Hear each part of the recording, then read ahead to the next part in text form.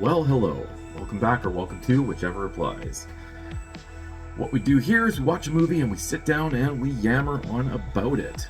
I'm kind of low today in this chair. Oh, whatever. Anyway, yammer on about it, no script, no jump cuts, one take. If the first take sucks, well, so be it. That's just how we roll here. So, spoiler alert, you know the drill. If you don't want to be spoiled, because I will be talking about things in the film, you can skip ahead to the little timestamp there that says thoughts, and I try to keep those spoiler free. If for whatever reason I do give away a spoiler, I'll usually put in brackets spoilers. Or you can skip right ahead to the rating, if for whatever reason you care what I rate this. But yeah, that's about it. So let us begin. Today I watched Race with the Devil, which is a 1975 film about two couples going on a nice little road trip in a brand new RV. It's super fancy. It's got all the fixings. It even has a microwave and a color TV. Wow. But I mean, in the 75, you know, that's luxurious for a camper. So anyway, they're going RVing. We start off and establish that both of our characters are into, you know, dirt biking. I'm just going to call them biking for the remainder of this because it's easier. Anyway, they're bringing their bikes along with them and whatnot. So they go. What's his name? Main character here. Well, they're all four main characters, but so we have Frank and Alice, who are one couple, and then we have Roger and Kelly, who are the other couple. And Frank goes and picks up Roger with the RV, and he's at the dirt track, and they load up his bike, and they go in, and they're ready to roll. So they hit the open highway. They get a good ways down. They're going to, I can't remember where, Aspen. That's where they're going. They're going to Aspen from, I don't know where they left from. But they mentioned Amarillo, so I assume they left from like maybe Florida or something and they're driving. Would that make sense? Or maybe they're in Texas and they're driving, I don't know. Anyway, it doesn't matter where they're leaving from. I believe this takes place for the most part in Texas, I think.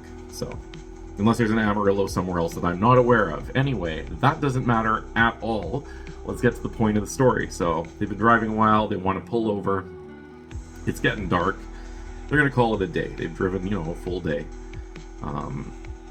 I myself, you know, I usually tap out after about 8.5 hours most, and I'm like, all right, I'm good for the day. I'll go find somewhere, a hotel or something. Anyway, they have an RV, so they're not going to be staying at any parks or anything like that. They want to be, more specifically, Frank says, we've got this RV. Why are we going to go to a park where there's going to be people everywhere? Let's enjoy the outdoors, park somewhere isolated, and just, you know, have a good time on our own. That's the whole point of this vehicle. It's it's kind of our way to get away from everything. So everyone's fine, whatever. They pull down this little side road and they go like through a stream and everything, and they find a nice little isolated spot surrounded by like sparsely populated trees and stuff, and there's like grass and everything. And sounds really good. There's also a dog in the vehicle that Frank initially was like, oh, you brought the dog, and we couldn't find a sitter, so there's a dog too. It's acting a little weird, however. Anyway, the boys park. I lied, sorry, it's not dark yet, but it's later in the day, I guess. They've been driving long enough. Doesn't matter. Either way, they park, and the boys go on their dirt bikes, and they decide to go out and about and have fun. The wives, they decide to go for a walk with the dog, and they do exactly that. The boys, while biking, are having a pretty good time. There's really not, it's just establishing that they enjoy biking. So whatever, they come back, they have a couple drinks, whatever. At the end of the day,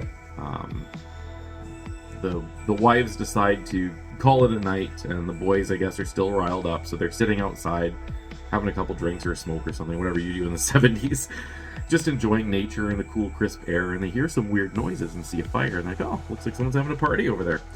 Let's go investigate. So they get closer, and they have a pair of binoculars with them, and they see a bunch of people like dancing around a fire. It's like, this is unusual. Okay. And they're looking through the binoculars, and there's this weird guy with a mask dragging a sword around the ground, and these people in a circle around the fire. He's like, okay, this is interesting. Anyway, all of a sudden some of the people start getting naked, and like right away they're like, is this an orgy? Is this what we're watching here? Let me see. And they're like taking turns. And one naked girl is brought in front of the fire, and some people grab her legs and her shoulders and lift her up. And the I guess the leader, the guy with the mask, plunges a ceremonial dagger into her, killing her. Okay, so this is more than just an orgy, apparently. At that point, they're like, yeah, we should probably leave. Which is the exact time where Alice decides to call out to Frank, "Are you coming to bed?" At an audible volume, and he's trying to tell her, like, turn off the light, shh! But the cult hears her anyway. They look, they see the two looking. It's not gonna work. 1 second here. I'm still fighting a sickness, so I'm drinking this echinacea tea or whatever you pronounce it. I don't know. It seems to be helping me not cough as much, so you'll have to forgive me if I pause to take some sips throughout the review. Why am I telling you that? It's wasting time and has nothing to do with the film. Okay. Anyway, chase happens. They have a pretty good distance between them and the cult, so they make it to the RV, they start it up, and they're able to get out of there. And they get to the little stream, and they get stuck in the stream. Oh no, right? That ain't good. So they get out, and I think either Alice or Kelly are on the driver's side, and the boys are like trying to push it, like to rock it off of this rock, and they literally just barely do so. Good times, right? The cultists close the distance, and they just like narrowly escape. However, they're intercepted as they're driving away. Someone jumps in front of the road, and people are climbing on the side of the RV and smashing windows and stuff, and they manage to fight them off with, like, I think ski poles or something like that. That's fun. And they immediately go to the sheriff of the next town down the road or whatever. So the sheriff is taking fingerprints off of the van or the RV and all that stuff, and yeah, he says basically, like, you know what, the best option right now is to head back there. It's like an hour or two drive, but we need to get there before they clean up. If there's any evidence, like you said, there was a woman who was killed, we need to check the area for blood or whatever. We'll get there shortly after sunrise. So the guys are like, all right, sure, I guess, let's do that.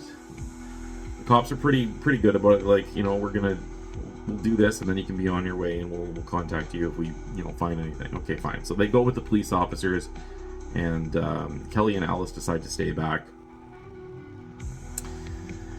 They find a note that one of the cultists must have, like, thrown into the RV through the back window, and it has like a little, like a curse written on it, and then like a bunch of runes on it. So they decide, okay, well, this is like witchcraft or something.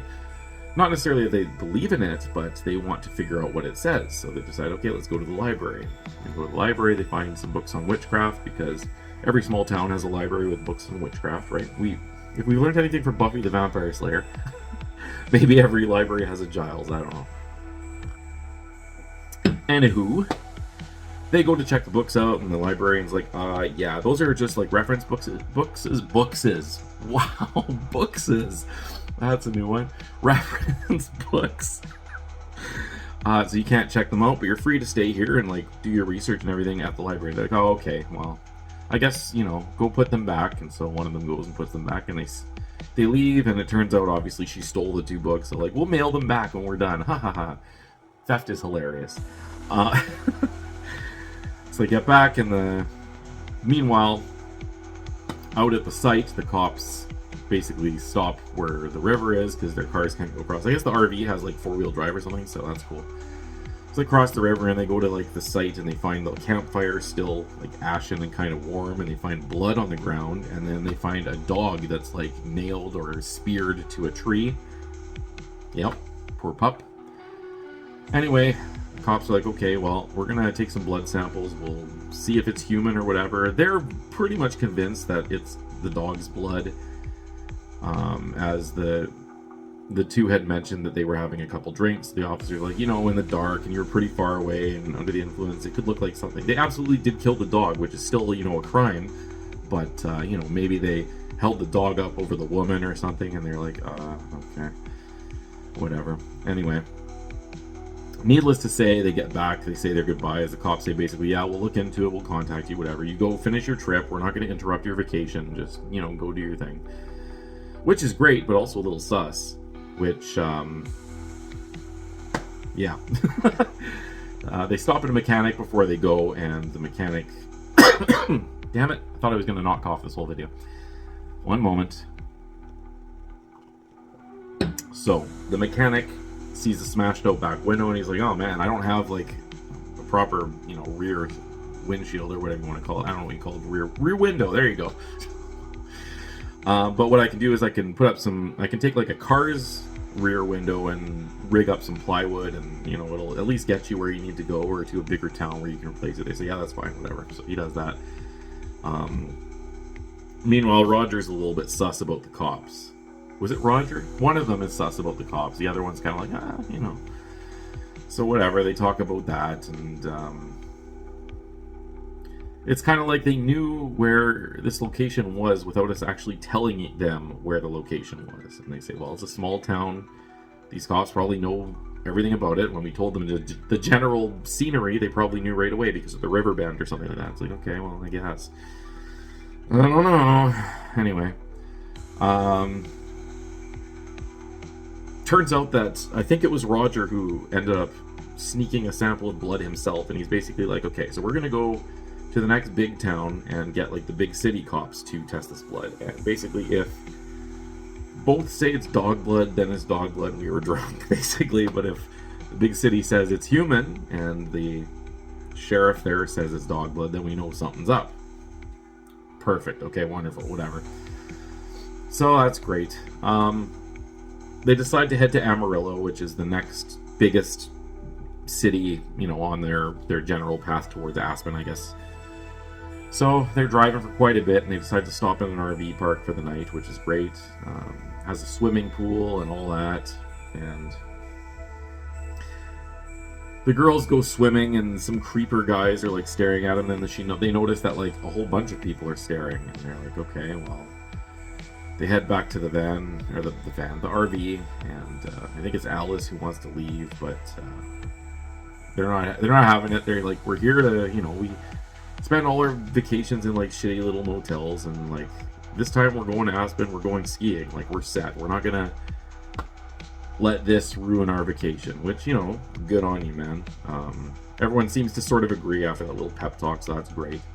And that's when the door bursts open, and some guy and some woman walk in, and they're like, hi, we're your neighbors. It's like, okay. They're in the camper right next door. Cool. They seem friendly enough. They invite them over for dinner, and they're still a little uneasy about everything that's going on. So they're like, oh, we were actually planning to go out tonight. And then the neighbor's like, oh, you know what? That's totally fine. I'll tell you what. There's this place. They say the name of it, I can't remember what it is, but they have like the best steaks in the world, and they got like good live music playing and whatnot, and let's go there. So they decide, okay, they go with this couple. They're the first normal people, I guess, that they've seen in a while that are trustworthy, and throughout the evening they're generally normal and chill, which is awesome, right? I mean, that's phenomenal news. But upon a bar fight breaking out in this restaurant, bar, pub, whatever it is, our four heroes decide to leave, and the two neighbors say, okay, that's cool. We're going to stay and watch them fights, basically, so okay. Upon arriving back at the RV park, by now it's dark. Sorry, I feel a cough coming again. Don't you love being sick? They get back to the park, and they see something hanging from the door, and upon approaching, they realize it's Ginger, the dog, and it's dead, and it's hanging from the door. That's not fun, so obviously they're freaking out. They, either Alice or Kelly, I think it's Kelly, starts crying because it's her dog, and causing a scene, and all these, an understandable scene, right? And all the people in the RV park start crowding around, like, what's going on? And they start yelling, like, did anyone hear anything? Like, they clearly broke in the door, like, nobody heard anything. Everyone's completely silent. They're like, okay, fuck this, we're leaving. Which they do. So they drive out of the park, very irritated. And, sad. Their dog bit the dust, so that ain't good. I think it's Roger, or maybe it's Frank, who suggests, let's just make some coffee and deal with it. So one of the girls opens up the cupboard to get the coffee, and all of a sudden, oh crap, there's like rattlesnakes in there. So that's good. So there's 2 rattlesnakes, which cause such a commotion that it causes the RV to like go off-road and hit a tree, and And there's this whole kerfuffle with the rattlesnakes. Eventually they end up killing the 2 snakes, and all's well that ends well. They go outside and check the grill, and they're like, frick. Yeah, that doesn't sound good. I think it's the fan or something is wrong with it. I'm not sure. Anyway, it's late. There's not much they can do at this point. They check the rest of the RV, but there's nothing else in there. It was just, I guess, the 2 snakes and the dead dog, which on its own is enough, to be fair. But yeah, they're safe enough, so they sleep, and then the next morning they decide, okay, now there's just light, we can investigate basically what the damage is. And yeah, so it's repairable, which is great. So they go around to the back and get the tools, and they notice that there are 2 bikes that are up there. Someone slashed the tires, so you don't have mini getaway vehicles anymore, which, you know, shit, I guess. Anyway, yeah, so that's that. The bikes are slashed. They get it repaired enough, and they pull into a shop, and they're not fucking around anymore. Right away, one goes to the phone and tries to contact the cops, but the phones aren't working. The other guy buys a shotgun and a bunch of shells. Makes sense to me, right? You've had multiple occasions now of shit going weird, so chances are there's a potential it might happen again. And it does. So he buys the shotgun and goes to a gas station, and there's a working phone, kind of, but the operator can't hear. So that's great. Anyway, they're driving, and there's like a cargo truck in front of them that does the brake check thing, and they hit the back of the truck. What is this asshole doing? They see a tow truck coming up behind them. The guy in front goes again, they go again. Does the brake check again, smash again. Tow truck now rams the back. That's not great. Cargo truck moves to the side. There's a red truck that slows down, and they're boxing them in. Basically, they're trying to run them off the road. So that's fun. Yeah, so there's this whole ordeal. They're like shooting out the windows, trying to like get rid of these idiots in the cars, or the trucks that are trying to stop them with the shotgun and whatnot. What else? How do they destroy one? Oh yeah, I think they ram one off the road, and no, the shotgun takes out the cargo truck, which like flips over, and that's the end of that one. So now you're stuck with the tow truck and the red truck. Fantastic. They bait the tow truck into oncoming traffic, which is good, and a car hits it, and that leaves just the red truck, and the RV is obviously way bigger than a pickup truck, so they end up ramming the red truck off the side of a bridge, and it explodes, and there's fire and all that kind of fun stuff, which is magical. So that's great. And that seems to be it, which is phenomenal. So they driving, and then a little while later they come to a slowdown in traffic, and they look ahead and they see construction, but on the side of it says Amarillo County whatever. So that's great. They get through the construction. They say Amarillo is 82 miles down there. I don't know what that is in normal distance. 100 and something kilometers, I guess. I don't know. Anyway, so okay, we're on the right track. That's fantastic. They pull into a little side road again, which is, you know, a choice. They don't have headlights, so they don't really have a choice, right? So I guess it is a choice, and they chose correctly because you can't drive without headlights. I'm going to take a little tangent. Fun fact. When I was in Argentina, the rental car that I had decided that it didn't want to have headlights anymore right in the middle of dark, so I had to trail behind an 18-wheeler all the way for like an hour with no lights on to my hotel. Fun story. Anyway, I lived, for better or worse. So I get it. You don't want to drive without headlights. Totally not safe. That's great. So they park and they find a spot. And of course, as if on cue, a bunch of cultists in robes come out, and they're like, oh shit. And the fire starts, and they light a fire, and the fire surrounds the entire RV, and they're all surrounded, and they're chanting, and their lights flicked at the right time. That's good times. I swear I don't live in the ghetto. Anyway, not that there's anything wrong with that. Fire surrounds, cultists chanting, and then that's it. That's the end. Credits go, freeze frame, they're all panicking. So basically, pretty sure they die. Like, it's almost a given. And that's the film. So, what doth I thinketh? That was dumb. It was pretty fun for the most part. So, I mean, the story's pretty simple. I mean, you watch it and you'll know what I'm saying. Like, there's nothing super complex about it. The characters are defined enough that you care. None of them are like cartoons or anything. They're not like super stereotypes. I mean, they like, you know, their hobbies and whatnot and all that, but you know, they're just a typical group of people, which is cool. The threat is the persistence of the threat is basically the whole point of the story. So that's good. Oh my god, my brain is like mush right now. I shouldn't do these so late, you know what I'm saying? But anyway, so yeah, the threat is good. There's not really any gore or anything. I mean, you see stuff, but not like, you know, disembowelment and like faces peeling off and, you know, shin bones breaking through the skin or anything. You don't see stuff like that. But it's essentially the suspense and tension of all the situations that they get in that make this movie put you on edge.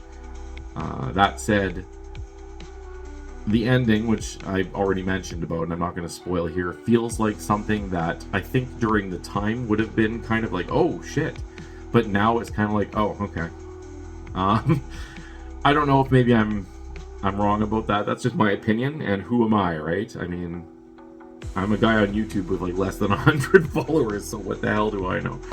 Anyway, that's my 2 cents on that. But regardless, it doesn't detract from the fact that the film in general is pretty fun to watch.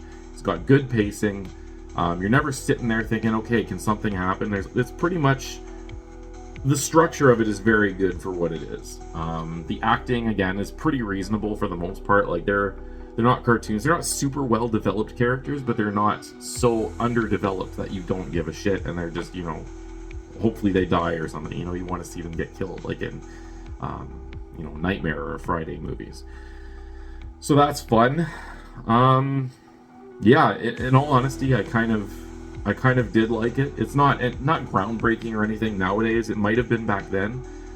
I know the 70s were going through a whole thing of like, you know, let's not make it as clean of a getaway for the protagonists all the time, which is a neat idea. And obviously movies nowadays, we have a lot of that. We have some survivors, we have some that die, we have some that narrowly escape. So that's good. I don't know if it's directly responsible for that mix of endings that we see now, but it's a relatively older film, so maybe it is. I don't know. I don't know how much of a legacy the film has either, so I can't comment on that really, or like how it stands the test of time. All I know is I found it fun, and I would probably watch it again. I think it's like an hour and 20 minutes long or something like that. It's not super long either, so it's fast paced, gets to the point, and is fun the whole time essentially. I guess I have to give it a rating because that's what I do here. So I'm gonna give it it'll be in the 5s for sure. It's a pass, but it's not like a great pass. So I don't know, 5.357. That's what I'm giving it. Race with the Devil. So, where did I watch this? I watched this on... What did I watch it on? I think it's rentable on YouTube. That might be where I watched it. I watched it on my computer. I just don't remember where. I clicked the link and it went somewhere. So I think it's on YouTube to rent. So if you want to watch it, you can watch it there. I don't know what streaming services it's on. I think you can rent it on Prime as well. I could be totally wrong. That's just coming from Canada as well, so I don't know in other countries what it is. I'm sorry. But should you check it out? Yeah, I'd say so. I paid like $4 for it, and it was worth the $4 to watch it. So yeah, check it out. If you can find it for free or on something you're already paying for, all the better. But check it out. That's it. All right, peace.